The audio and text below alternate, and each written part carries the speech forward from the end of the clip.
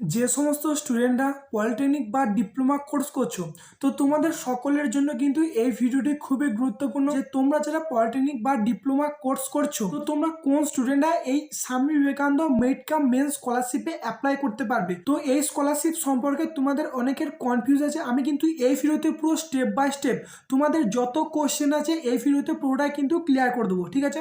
তো কি কি দেখো এই ভিডিওতে মূলত আলোচনা করব যে তোমাদের কত বছর ইয়ার গ্যাপ হলে তোমরা এই স্কলারশিপের জন্য অ্যাপ্লাই করতে পারবে, এবং যদিও ইয়ার গ্যাপ হয়ে থাকে তোমরা কিভাবে সেটা অ্যাপ্লাইটা করতে পারবে।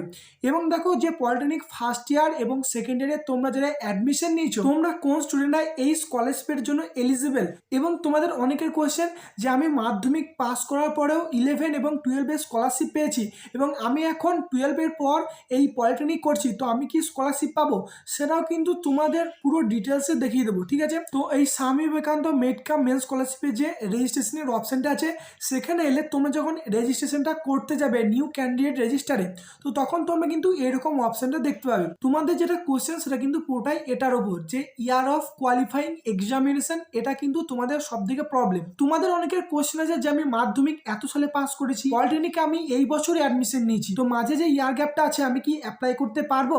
তো দেখো প্রথমেই বলি, এবং কত বছর ইয়ার গ্যাপ থাকলে তোমরা এই স্কলারশিপটা অ্যাপ্লাই করতে পারবে। তো তোমাদেরকে জাস্ট ক্লিক করতে হবে এখানে। দেখো এখানে যদি তোমরা ক্লিক করো সাধারণত 5টা ইয়ার তোমরা দেখতে পাবে। দেখো 2024, 2023, 2022, 2021 এবং 2020। তো দেখো তুমি যেহেতু পলিটেকনিকে অ্যাপ্লাই করছো, তো এর আগে যে তুমি লাস্ট কোয়ালিফাইং এক্সাম দিয়েছো সেটা যদি 5 বছরের মধ্যে হয়, তুমি কিন্তু এই স্কলারশিপের জন্য এলিজিবল। মানে ধরো তুমি পলিটেকনিক ফার্স্ট ইয়ার অ্যাডমিশন নিয়েছো, তো ফার্স্ট ইয়ার অ্যাডমিশনের জন্য যে এলিজিবিলিটি বা লাস্ট কোয়ালিফাইং এক্সাম যেটা, সেটা যদি তুমি 5 বছরের মধ্যে পাস হয়ে থাকো, তুমি কিন্তু সেটা অ্যাপ্লাই করতে পারবে এই স্কলারশিপের জন্য। এবং তোমরা যারা পলিটেকনিক সেকেন্ড ইয়ারে অ্যাডমিশন নিয়েছো, তো তার আগে যে লাস্ট কোয়ালিফাইং এক্সাম, তো সেটা তুমি যদি লাস্ট 5 বছরের মধ্যে পাস করো, মানে 2020 সালের মধ্যে, তো তোমরা কিন্তু এই স্কলারশিপের জন্য অ্যাপ্লিকেবল, ঠিক আছে। তো দেখো তোমরা যারা এই 2024 সালেই লাস্ট কোয়ালিফাইং এক্সাম পাস করেছো, তো তোমরা কিন্তু এই 2024 সিলেক্ট করে নেবে, ঠিক আছে। এবং তোমরা যারা লাস্ট কোয়ালিফাইং এক্সাম 2023, 2021, 2022 পাস করেছো, তোমরা কিন্তু সেটা সিলেক্ট করবে, ঠিক আছে। এরপর তোমাদের কোয়েশ্চেন হতে পারে এটা আমি পলিটেকনিক ফার্স্ট ইয়ার অ্যাডমিশন নিয়েছি, বা তোমরা যারা পলিটেকনিক সেকেন্ড ইয়ার অ্যাডমিশন নিয়েছো তার লাস্ট কোয়ালিফাইং এক্সাম কি আছে, তো সেটাও কিন্তু তোমাদেরকে দেখিয়ে দিচ্ছি। তো তার আগে দেখো যে তুমি যে লাস্ট কোয়ালিফাইং এক্সাম ধরো তুমি 2022 এটা সিলেক্ট করে নিলে, তো সিলেক্ট করার পর তোমাদের ডান দিকে যেটা চাওয়া হচ্ছে যে reason for non admission in 2023-24, মানে তুমি কেন 2023-24 সালে অ্যাডমিশন নাওনি, তোমাকে এখান থেকে কিন্তু রিজনটা সিলেক্ট করতে হবে। তো তোমাদেরকে জাস্ট এই রিজনে ক্লিক করতে হবে। তো প্রথম দেখো যে অপশনটা আছে যে ফাইন্যান্সিয়াল প্রবলেম, 2 নম্বর দেখো হচ্ছে যে হেলথ, এবং 3 নম্বর যে preparation for entrance examination or higher education. তো এই তিনটের মধ্যে তোমাদের যেটা প্রবলেম বা তুমি যে কারণে এর আগে অ্যাডমিশন নাওনি, সেটা কিন্তু তোমরা এখান থেকে সিলেক্ট করেই এই স্কলারশিপের জন্য অ্যাপ্লাই করতে পারবে। এরপর নেক্সট দেখো তোমরা অনেকে কমেন্ট করছিলে যে আমি মাধ্যমিক পাস করার পর 11 এবং 12-এ আমি অলরেডি স্বামী বিবেকানন্দ স্কলারশিপ পেয়ে গেছি, তো আমি কি আবার এই পলিটেকনিকের জন্য স্কলারশিপ পাবো। দেখো তোমাদের বলবো এটাই যে তোমরা যারা আগে এই স্কলারশিপটা পেয়েছিলে 11-12-এ, এবং তুমি যে পলিটেকনিক ফার্স্ট ইয়ারে সেই মাধ্যমিক এক্সাম থ্রু ভর্তি হয়েছো বা মাধ্যমিকের রেজাল্ট থ্রু ভর্তি হয়েছো, এখানে যদি অলরেডি রেজিস্টার দেখায় তাহলে কিন্তু তোমরা অ্যাপ্লাই করতে পারবে না। যদি তোমাদের যে অলরেডি রেজিস্টার না দেখায়, তোমরা কিন্তু সকলে এই স্কলারশিপের জন্য এলিজিবল, তোমরা কিন্তু স্কলারশিপের জন্য অ্যাপ্লাই করবে, ঠিক আছে। তো প্রতিবার তোমরা দেখবে যে এই SBMCM স্কলারশিপ কিন্তু পলিটেকনিকের স্টুডেন্টরা সবচেয়ে কম অ্যাপ্লাই করে, কারণ তারা এলিজিবিলিটি ক্রাইটেরিয়া সম্পর্কে তারা জানে না।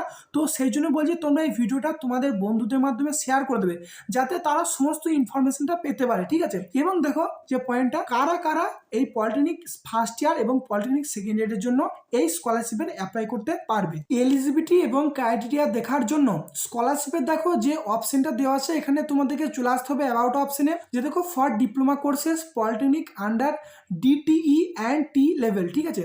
তো তোমাদেরকে কিন্তু এই অপশনে চলে আসার পর এখানে তোমাদেরকে সমস্ত ইনফরমেশন দেওয়া আছে। প্রথম পয়েন্টে বলা হয়েছে যে student who are enroll after passing out in secondary examination or it is equivalent about in 2022 for first year diploma polytechnic courses। এবং এর ঠিক তোমরা নিচেতে চলে এসো অ্যান্ড এর পর থেকে এরপর তোমাদের আবার যে after passing out HS or equivalent examinations or ITI 2 years for second year diploma polytechnic courses on lateral entry basis will be eligible to apply এবং candidate must obtain at least 60% marks in aggregate in the qualifying examination.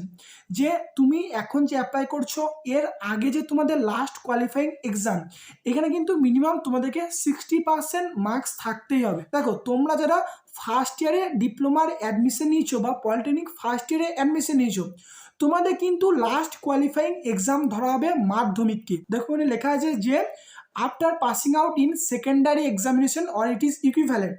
তো এখানে তোমরা বুঝতে পারলে তোমরা যারা first year admission নিয়েছো তোমাদের কিন্তু ধরা হবে লাস্ট কোয়ালিফাইং এক্সামিনেশন মাধ্যমিক। তুমি ধরো এই বছরে পলিটেকনিকে অ্যাডমিশন নিয়েছো অর্থাৎ 2024 সালে এবং তুমি মাধ্যমিক পাস করেছো 2020 সালে, তো তুমি অবশ্যই অ্যাপ্লাই করতে পারবে। কিন্তু মাঝে যে ইয়ার গ্যাপটা দিয়েছো সেটা কেন দিয়েছো, ওখানে যে 3টে রিজন ছিল, তোমরা কিন্তু যে কোনো একটা সিলেক্ট করে অ্যাপ্লাই করতে পারবে, ঠিক আছে।